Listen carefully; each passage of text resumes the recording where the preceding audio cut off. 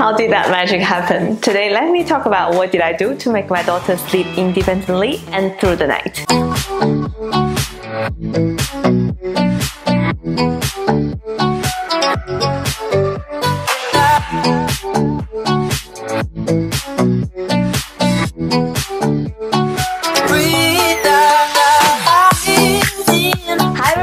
Welcome back to my channel. It's Catherine again. My daughter finally started to sleep through the night from last Friday when she was 14 weeks and 3 days old. In my previous video, I also put a link right here. I said that sleeping through the night shouldn't be the only goal that parents chase after, but when it happens, it really changes your life and parents can finally get some really good night's sleep and recharged before the next day comes. So today, let me tell you what really happened and what did I do to make my daughter sleep through the night. Even though today we're talking about night sleep, but I want to start with baby's daytime management first. I won't be able to cover the daytime routine management in this video due to the length of the video.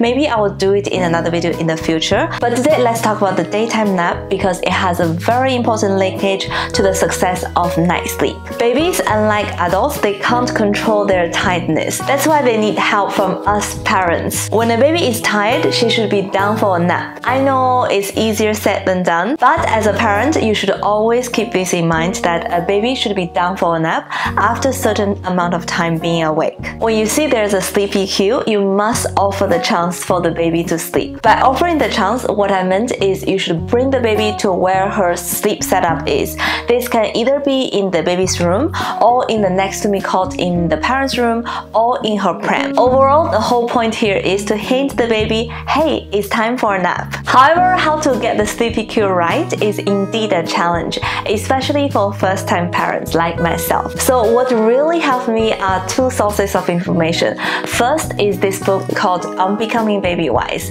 I've also mentioned this book in my video How to Survive the First Month with a Newborn. I also included a link in the description box below for those who are interested. This book has talked a lot of things about taking care of a baby, including playing, sleeping, and feeding. Among all the information it brought up, one of the very important lessons I learned was how many naps a baby should do at what age. According to this book, she should be doing 3 to 4 naps a day, and this is exactly what she's doing at the moment. Because we're not covering the daytime routine management in this video, but for those who are interested, I included my daughter's timetable in the description box below, so you can go and have a look. Another source of information is a website called Taking Cara Babies.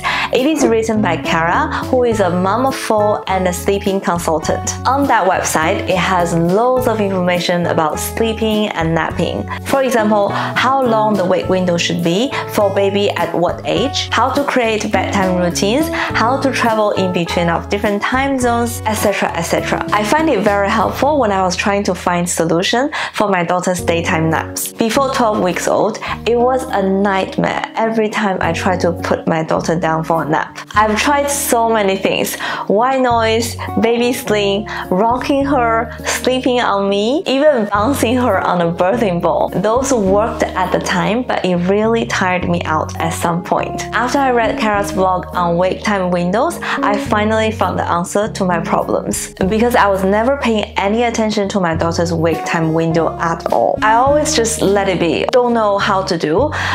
If you want to sleep, sleep. If you don't want, then let's play. However, that is not right. I always ended up overstimulating her and making her overtired. She became extremely grumpy every time I tried to put her to bed for a nap. After realizing this issue, I started to watch the clock very closely and pay more attention to my daughter's sleepy cue. Believe it or not, it really worked. For example, now she's 15 weeks old, so her wake window should be anywhere between 75 minutes to 120 minutes. So every time after she's been awake for 75 minutes, I become very alerted. I will pay more attention to see if she's getting tired. And if I sense any tiredness, I'll just put her down in her cot.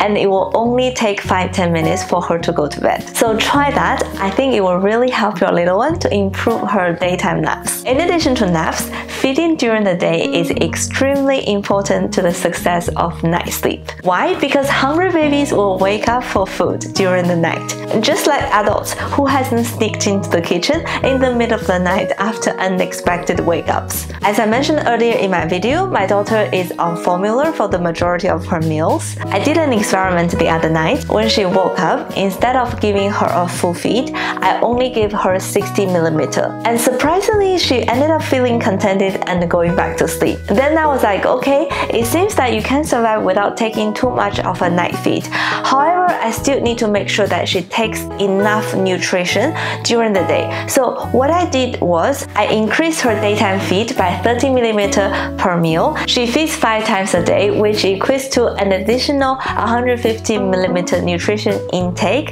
in 24-hour period, which is exactly the amount she feeds for one meal. So in that sense, the total nutrition intake stays the same, but reduced from 6 feeds to 5 feeds, eliminating the night feeds. And now let's talk about bedtime and what do I do. In my previous video, I said my daughter showed a clear sign of bedtime at about 8 weeks old, and that was when I started to introduce a bedtime routine. It is really a simple routine, nothing fancy and special. So at 7 p.m. every day, we started to shower her, get her changed to the nightwear, and doing the last feed of the day. And from week 8 to week 13, what we do to put her to bed is to put her on us and then rock her to make her to sleep in our arms, and then we would put her down into her cot. The problem of that is if she happens to wake up after one sleep cycle, which she always does, there is a risk that she will possibly be crying out because the environment has changed. She's no longer in our arms and she'll be so scared of being left alone. I always knew it was not good to carry a baby to sleep, so I want to get that corrected. So last Friday, when she was 14 weeks and 3 days, we were like, okay, let's give it a try. It is a Friday, so if we ruin the night, we can catch up some sleep the day after because it will be a Saturday. So my husband and I were like, okay, let's test it out to see if she can sleep independently. So we still did what we have been doing, showering, putting her to nightwear, and doing the last feed. After that, what we did was put her on us and walk around while burping her. While we're doing the burp, we would sing a lullaby to her. By the time the burp is out, it should be long enough for her to digest what she's eaten. After that, we put her down in her cot while she is awake, and then we wear the sleep bag for her. Then we say good night, have a sweet dream, and I'll see you tomorrow, and then we kiss her on her forehead. I say this in my mother tongue Chinese, while my husband would say it in French if he's the one who is doing the bedtime routine. And then we left the room, picked up the monitor, went down to the kitchen, and monitoring her to sleep. I have to say that somehow I got super lucky. I thought that she would cry out for a while before she can settle down, because that's what she's been doing every time she's going down for a nap during the day. But surprisingly, she just looked around, moved her head, made some noises, not crying, and then boom, gone for the day. It took about 10 minutes before she's gone. Honestly, after we saw that, we were like so happy and released because we finally knew that she's got that capability of independent sleeping. And that saved us the effort of rocking her every day for at least a good 20 minutes before she can close her eyes and go to bed. Another beauty of falling asleep independently is I'm no longer afraid of her stirs. Previously, after we rock her and put her down in her cot, every time when she moves her head, her arm, her body, my husband and I would say rescue, rescue, rescue, and then one of us would just shoot off to her room and try to calm her down before she bursts out. But now, because she goes to sleep by herself, even if she stirs a bit in the middle of the sleep, she would be able to go back to sleep by herself because that was how she was left to sleep to start with. Another thing I found really helped me was to put her in her own room instead of in our room. We have a next to me cot which is still here in our bedroom. However, after week 8, I started to realize that we are actually disturbing each other because adults snore babies making noises, movement in the night, all of these can wake anyone up during their sleep. I know that authorities suggested that babies should sleep in the same room with their parents in the first 6 months after they are born. I'm not saying that you should put your baby in a separate room after watching my video. Please don't do that. What I'm trying to say is to provide a different perspective and a different approach for you to experiment and test it out with your little one. We have a monitor which helps me to see and hear any small movement from my daughter's room. So in case of any emergency, I can go to my daughter's room upon hearing these noises, which gives me a peace of mind. Okay, last but not the least, I want to talk about all these sleeping aids. I think the ultimate goal is always to avoid using any of the sleeping aids. However, I know it is super difficult, especially for early days, to not introduce any sleeping aids. So what to do?